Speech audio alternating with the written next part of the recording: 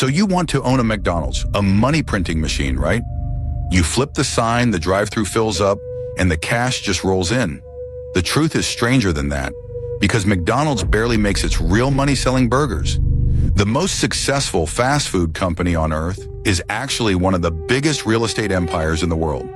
And once you understand that, you understand who's really getting rich here. It might not be the person who owns the restaurant. Let's break down what it actually costs to own one, where every single dollar really goes, and what you would take home at the end of the year. No hype, just the math. First, the ticket to get in.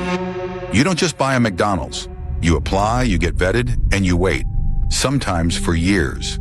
The franchise fee alone is $45,000. But that's the small number. All in, opening a single location runs somewhere between roughly $1 million and $2.5 million. And here's the rule that stops most people cold. McDonald's wants you to have around $500,000 in cash that you did not borrow, not net worth. Liquid cash. You also can't be a hands-off investor. McDonald's expects owner-operators, people who actually run the store. So this isn't passive income. It's a job you paid a fortune to get. Now the good part, a single average McDonald's in America does around $3.5 million in sales a year. That sounds incredible. Then the costs start. Food and paper eat up roughly a third of every dollar. Burgers, buns, fries, cups, packaging, gone. Labor takes another huge bite. Usually a quarter to a third of sales, crew, managers, scheduling, overtime. People are expensive, and they keep getting more expensive. Then comes the part nobody talks about, rent. And you're not renting from some random landlord. You are renting from McDonald's itself, because McDonald's corporate usually owns the land and the building. They buy the real estate, then lease it back to you, the operator. And that rent isn't a flat number. It's often a percentage of your sales, frequently 8 to 12% or more. The more you sell, the more they collect.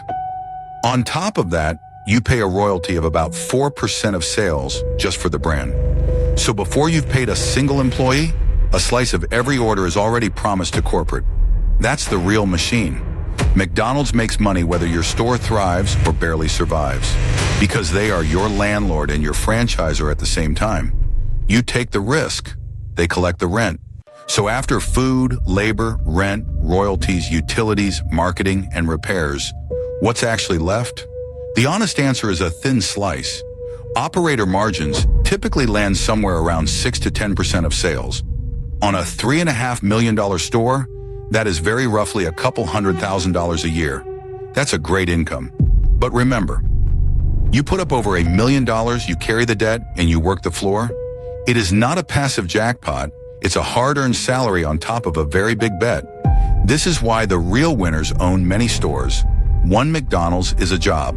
10 McDonald's is a business. The math only gets exciting when you scale. And scaling means more of everything. More debt, more staff, and more of corporate's rules. Because they control almost everything. The menu, the prices, the suppliers, the look of your store. Every few years they can require an expensive remodel. On their timeline, out of your pocket. And you still don't own the most valuable thing, the land underneath you. When the long lease is up, the dirt that quietly appreciated for decades belongs to them. So is owning a McDonald's worth it? If you've got $1 million in capital, years of patience, and you treat it like the demanding full-time job it really is, then yes, it can pay very well. But understand what you are actually buying.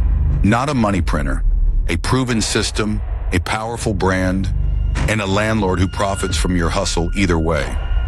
That is the real economics of the Golden Arches.